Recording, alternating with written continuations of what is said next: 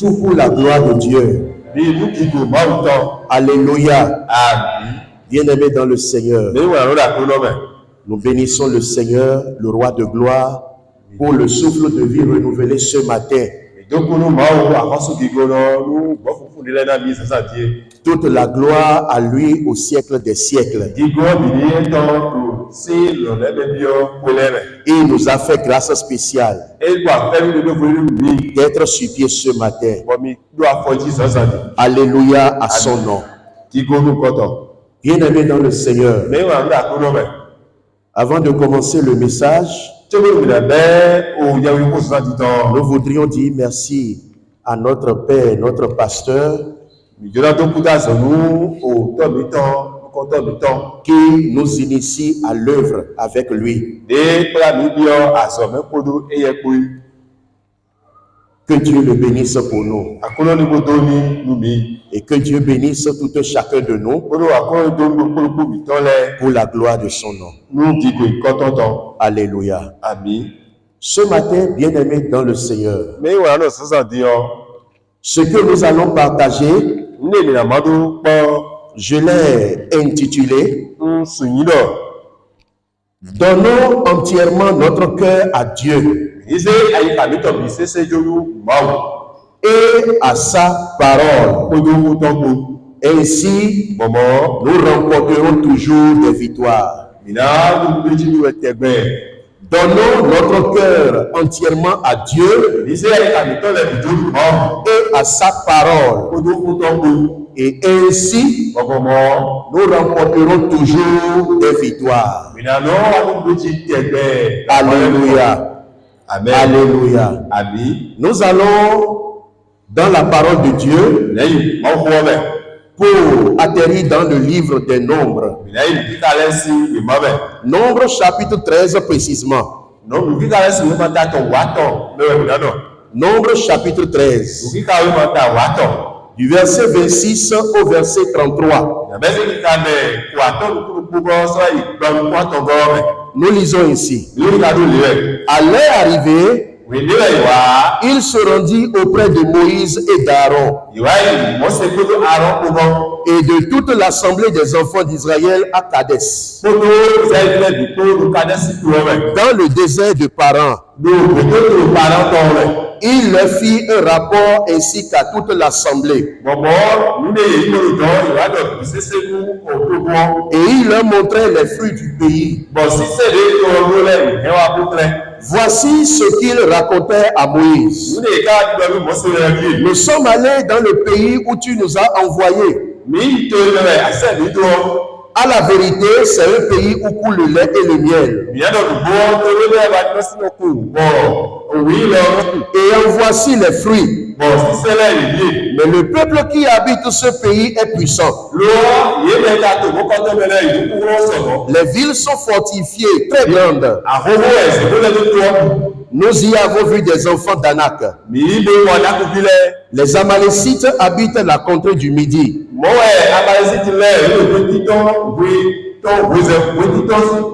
Les Hétiens, les Yébousiens, les Amoréens habitent la montagne. Et les Cananéens habitent près de la mer et le long du Jourdain. Caleb fit taire le peuple. Il murmurait contre Moïse. Il dit, montons, emparons-nous du pays, nous y serons vainqueurs. Mais les hommes qui étaient allés avec lui dirent, nous ne pouvons pas monter contre ce peuple, car il est plus fort que nous. Et ils décrièrent devant les enfants d'Israël le pays. Ils décrièrent le pays qu'ils avaient exploré. Il dit, le pays que nous avons parcouru pour l'explorer est un pays qui dévore ses habitants. Tous ceux que nous avons vus sont des hommes d'une haute taille,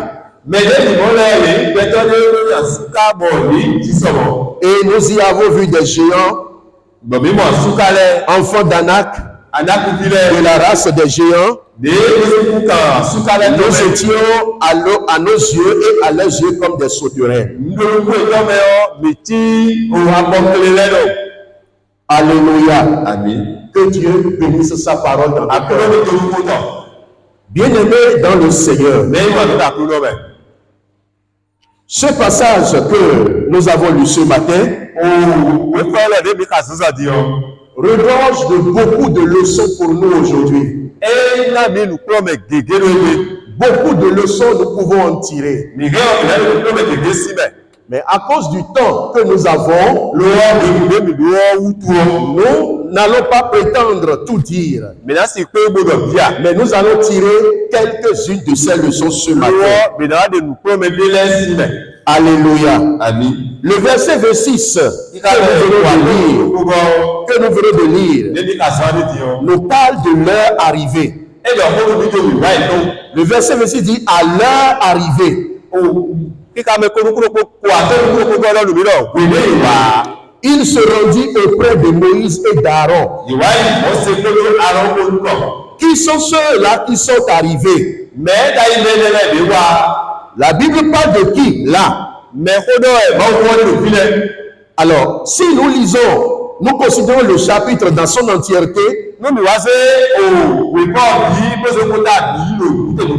commençons à partir du verset 1er. Nous allons comprendre qu'il s'agit des 12 espions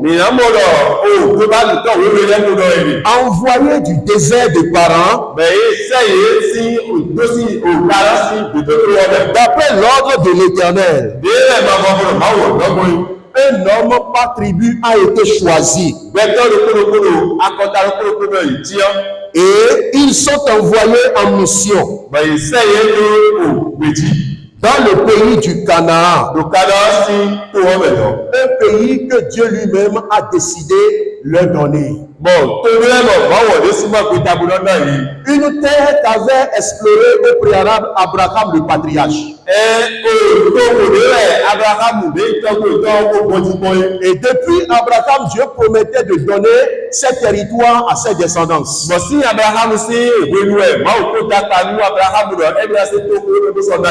Et le temps est arrivé, effectivement, pour que ce que Dieu a dit s'accomplisse. Alléluia. Amen. Donc ils étaient partis. Il s'agissait de ceux-là, ces espions. Et à l'heure arrivée de l'expédition, ils ont retrouvé Moïse et Aaron et toute l'assemblée à un endroit du désert appelé Kadès.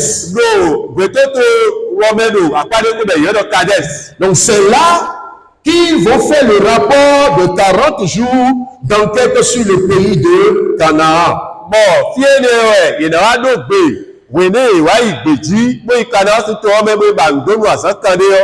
Alléluia. Amen. Du verset 27 au verset 30, nous voyons le contenu de leur rapport général.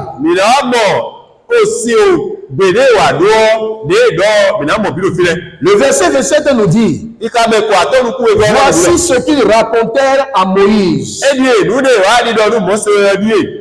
Ça veut dire qu'ils sont revenus avec un rapport. Et dans ce rapport, qu'est-ce qu'on pouvait trouver? Quels sont les points qu'on peut trouver dans ce rapport qu'ils sont venus faire? Au premier point, ils ont parlé de l'excellence du pays de Canaan. C'est dans le verset 27. Ils ont trouvé l'excellence du pays, tel que Dieu lui-même a dit et a promis. C'est le pays du lait, le pays du miel. Et ce pays doit leur paraître magnifique Après un an déjà dans le désert. Et vous connaissez les péripéties du désert. La vie n'est pas trop belle dans le désert. Il n'y a pas à manger à satiété dans le désert. Il n'y a pas non plus à boire. À sa soif dans le désert. Donc c'est une opportunité pour ces espions. Ceux-là qui ont été choisis du peuple pour aller inspecter les lieux. Quand ils ont vu, ils ont goûté. Ils ont goûté aux merveilles dans le pays de Canaan. Et ils ont même ramené des grappes de raisin. C'était magnifique. Mais qu'est-ce qui va suivre par la suite? Dans la suite de leur rapport, du verset 28 au verset 29, ils vont présenter des difficultés. Ils ont commencé à présenter des difficultés. Beaucoup de difficultés. Et la première, ils ont parlé de la force des habitants de Canaan.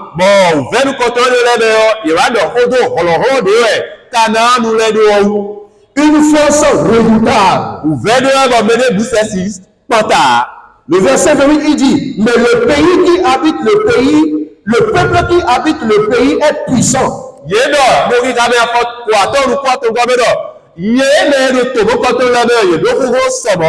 Le peuple est puissant. C'est un qualificatif avancé. Donnant du poids à ce qu'on est en train de décrire. La deuxième chose, ils ont parlé des villes. Il dit les villes sont fortifiées. Très grandes. Nous y avons vu des enfants d'Anak. Ils ont qualifié également les villes sur le territoire de Canaan. Et au nombre de ces villes, nous avons Jéricho, qui faisait partie de ces villes qui vont explorer. En troisième position, toujours dans les rapports, ils vont parler maintenant des fils d'Anak. Les fils d'Anak qui étaient des gens les plus élancés à l'époque.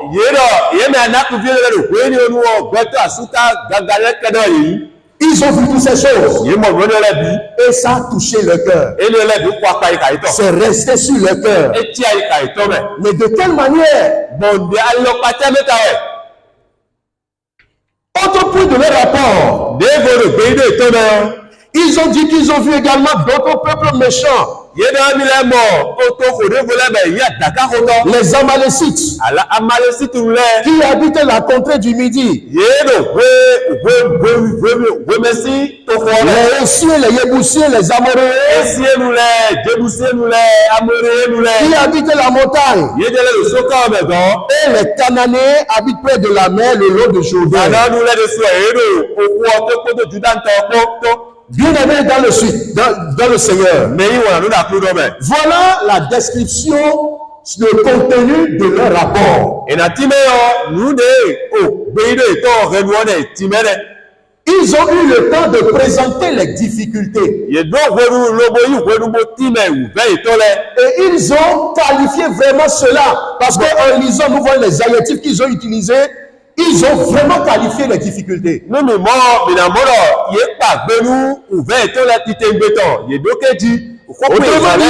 Ils se sont attardés sur les difficultés plus que ce que Dieu leur a recommandé vraiment de faire.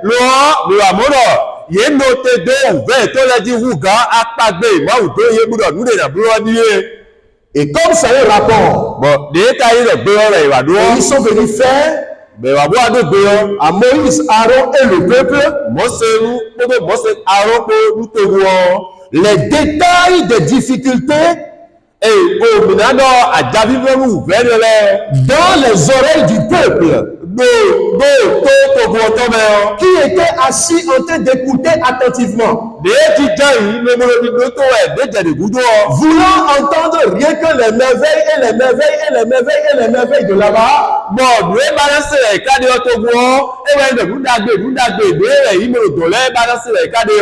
La peur va frapper le cœur.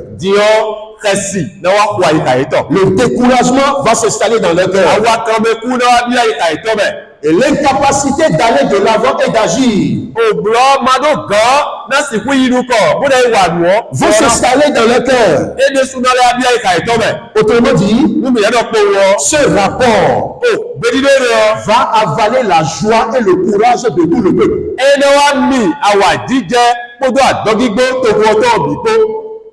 Gloire à Dieu. Mais au verset 30, juste à la fin de leur rapport, quelqu'un parmi eux, du nom de Caleb, va se lever. La Bible dit Caleb fit taire le peuple. Qui murmurait contre Moïse déjà. Et Caleb dit encore, montons, emparons-nous du pays, nous y serons vainqueurs.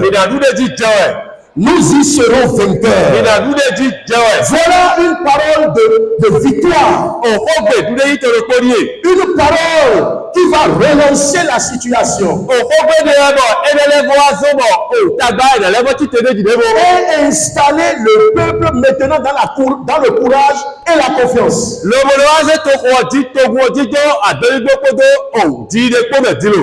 Caleb a parlé. Mais déjà, ce qu'ils avaient déjà entendu a déjà commencé par travailler dans les cœurs. Et ça a pris de l'ascendant. La parole, le message de courage, de vaillance que Caleb va avancer.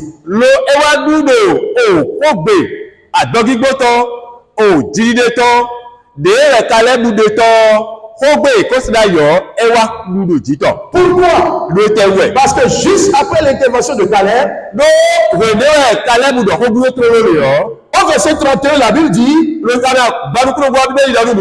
hommes qui étaient allés avec lui dirent, nous ne pouvons pas monter contre eux. Nous ne pouvons pas, car il est plus fort que nous.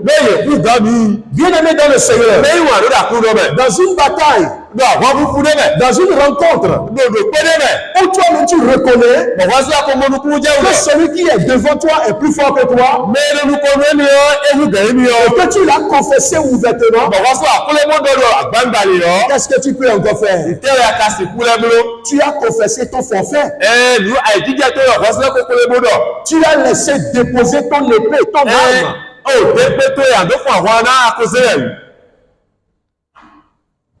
Ils ont renversé la parole de Caleb. Nous montrons que le cœur est déjà gagné par l'incrédulité. Et la perte de confiance en Dieu.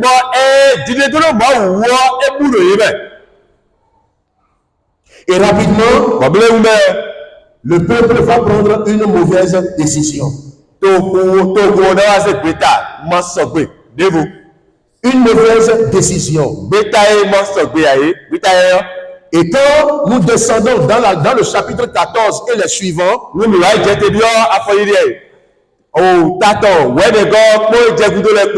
allons voir les conséquences que cela a généré. Malgré tout ce qui va se passer après, l'intervention de Caleb, de Josué, de Moïse et d'Aaron même, le peuple va rester sur sa position. Rester sur leur position. Et de grandes et lourdes conséquences sur tout le peuple. Alors, bien aimé dans le Seigneur, arrivé là, je me suis posé une question. Alors, comment cela s'est-il passé aussi rapidement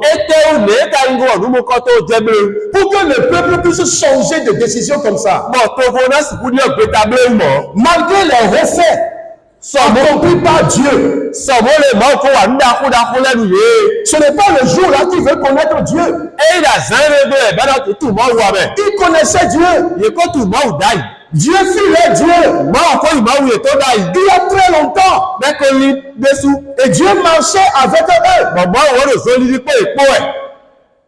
Comment ont-ils pu rapidement oublier tous ces refaits que Dieu a opérés au milieu d'eux? Depuis l'Égypte. Leur pourvoyeur de tout à l'Égypte. Les protégeant contre toutes les ruses des attaques des Égyptiens.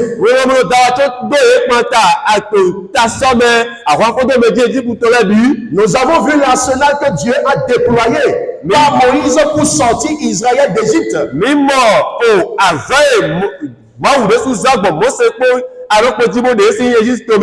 Traversant la mer Rouge. Ce grand et puissant miracle. Dieu était toujours avec eux. Le jour comme la nuit. Dieu les précédait et combattait pour eux. Alors, quand je me suis posé cette question, bien aimé, de ce qui s'est réellement passé, pour que le peuple change aussi vite de disposition, je suis allé au chapitre 14. Au chapitre 14 du verset 2 au verset 4, ce passage va nous permettre de comprendre ce qui s'est passé.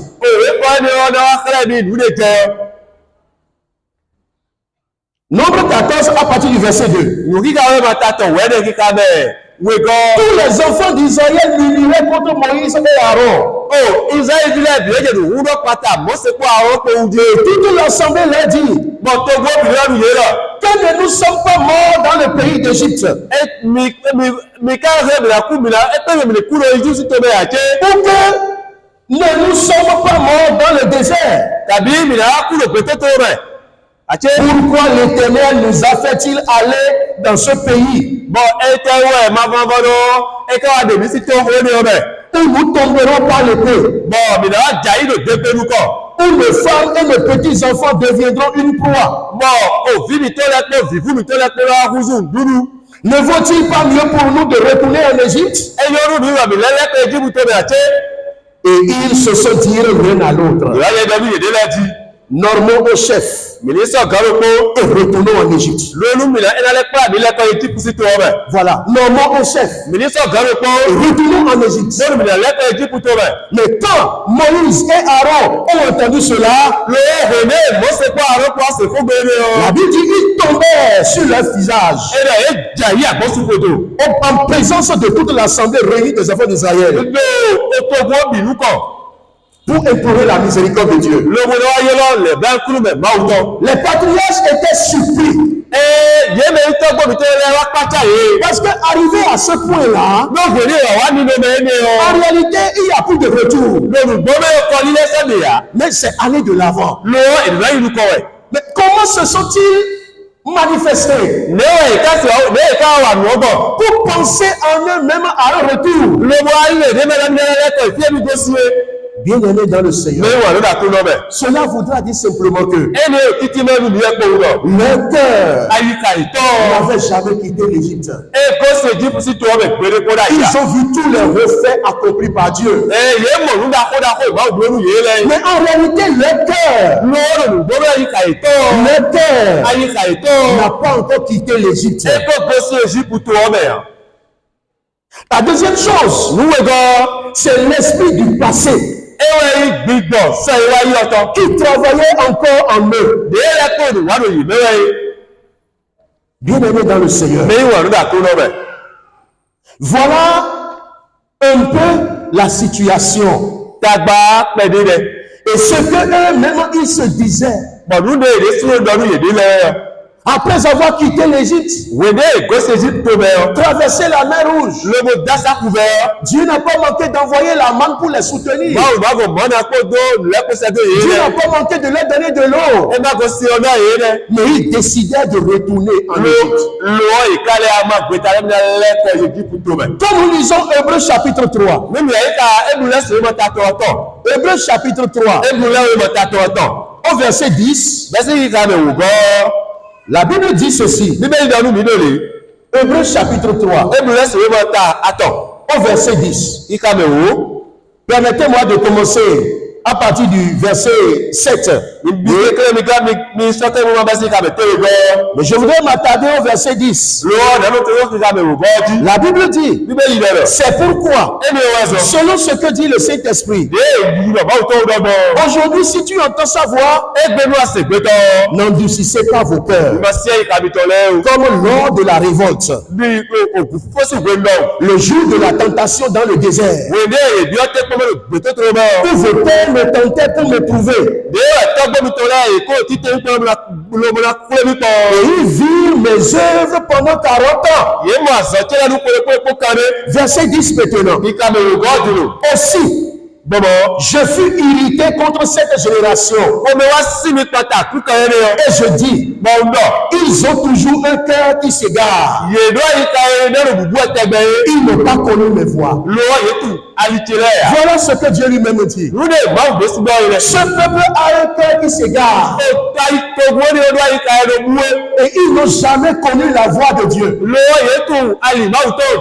C'est la parole de Dieu qui le dit. Et effectivement, c'est ça. Effectivement, c'est ça. Parce qu'ils se sont retrouvés et ont décidé coup sur coup. Retournons en Égypte. Nommons un chef. Et notre chef. Et nous allons repartir. Voilà, le cœur qui s'égare. Le cœur qui s'égare. Le cœur est égaré. Ils sont dans le peuple de Dieu. Ils sont le peuple de Dieu. Mais Dieu dit que le cœur est égaré. Bien-aimé dans le Seigneur. De la même manière aujourd'hui,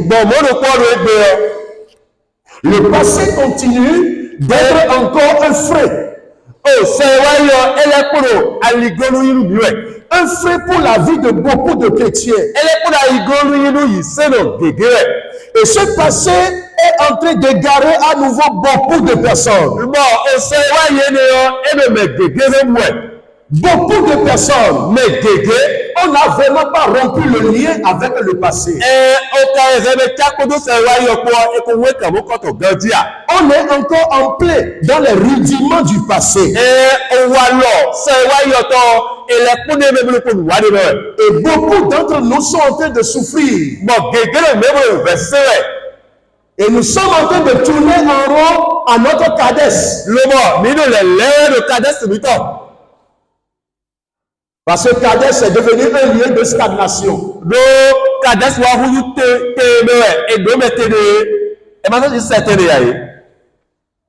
Un lieu de mort. Parce que toute cette génération va périr là. Excepté ceux qui ont marché dans la parole de Dieu. Nous travaillons ces mêmes difficultés. Dans beaucoup de domaines de nos vies. Nous traversons ces situations. Où nous nous arrêtons au carrefour Kadès. Est-ce qu'il faut aller devant? Est-ce qu'il faut se retourner? Ou bien il faut rester là? Beaucoup d'entre nous les chrétiens, nous nous posons ces questions. Nous nous posons ces questions. Et c'est en train de nous traumatiser. C'est en train de nous rendre malades. C'est tout comme si nous n'avions jamais connu Dieu auparavant. C'est tout comme si nous n'avons jamais entendu Dieu nous parler par le passé. Et nous nous perdons dans la voix de Dieu. Dieu parle, mais nous n'entendons pas. Dieu parle, mais nous n'y prêtons pas attention. Bien-aimé dans le Seigneur, l'apôtre Paul va faire cette reproche aux Colossiens. Dans Colossiens chapitre 3. Colossiens chapitre 3. Le verset 1er.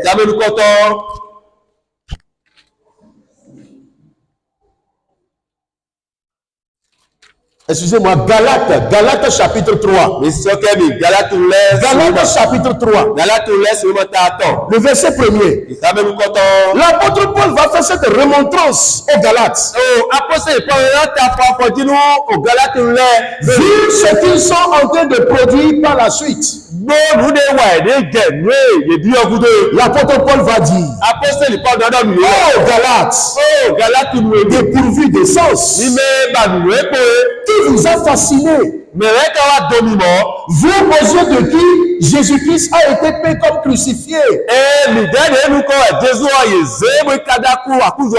Voici seulement ce que je veux apprendre de vous. Est-ce pas les œuvres de la loi que vous avez reçu l'esprit, ou par la prédication de la foi? Êtes-vous tellement dépourvu de sens après avoir commencé par l'esprit? Voulez-vous maintenant finir par la chair? Avez-vous tant souffert en vain? Si toutefois c'est en vain. Voilà, bien-aimé dans le Seigneur. Voilà ce qui se passe aussi avec nous. L'apôtre Paul nous a montré ça ici. Dieu s'est manifesté pour sortir Israël de l'Égypte. Jésus a donné sa vie pour que nous soyons sauvés du monde. Maintenant, après le salut, c'est comme si nous sommes aux mêmes places. C'est comme si nous ne sommes plus en train d'avancer. C'est comme si nous avons perdu le chemin. Nous avons perdu la voie. Bien-aimés dans le Seigneur.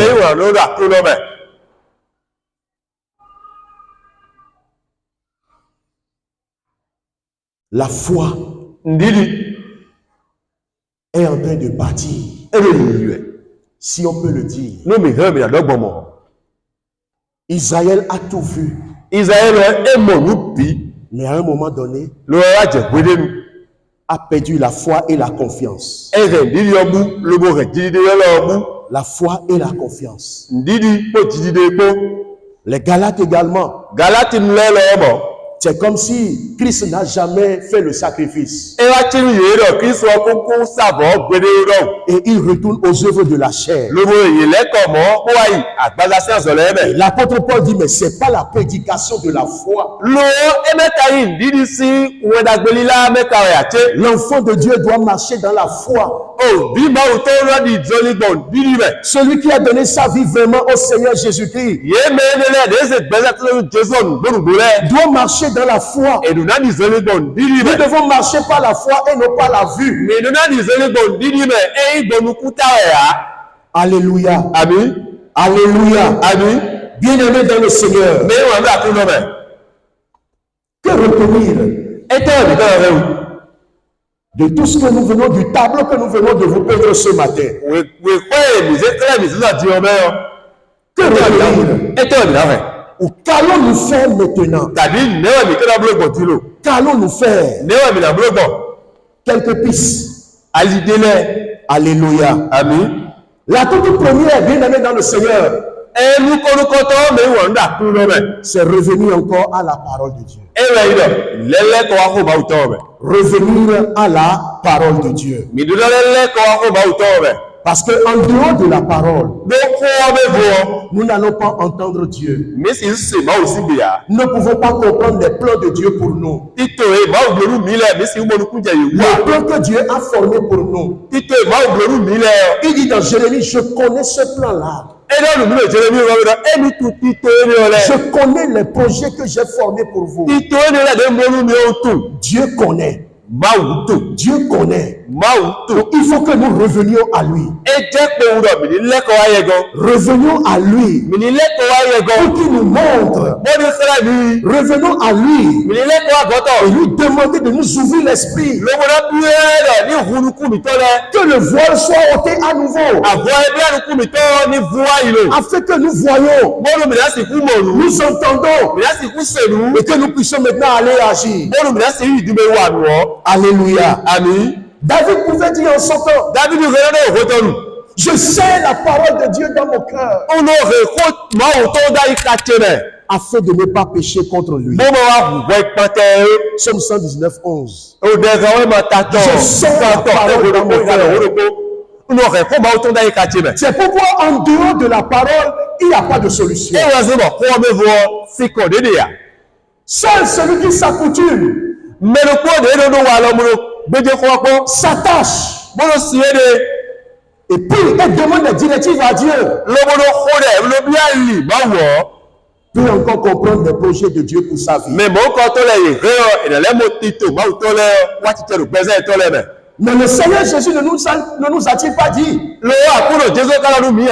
que quiconque croit en lui ne sera point confus? Oui, le Seigneur Jésus l'a dit. Quiconque croit en lui ne sera pas confus. Mais et pourtant, nous sommes confus. Que chacun de nous examine encore sa degré de foi en la parole de Dieu, en Jésus-Christ.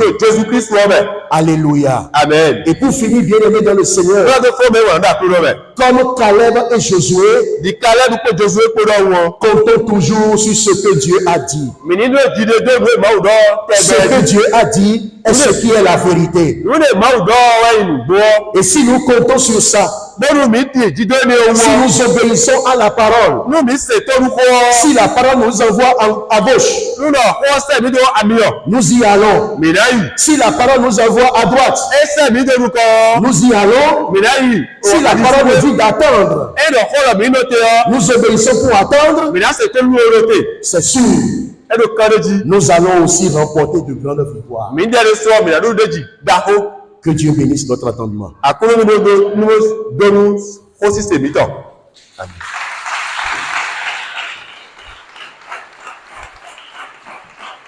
La gloire de ton Père.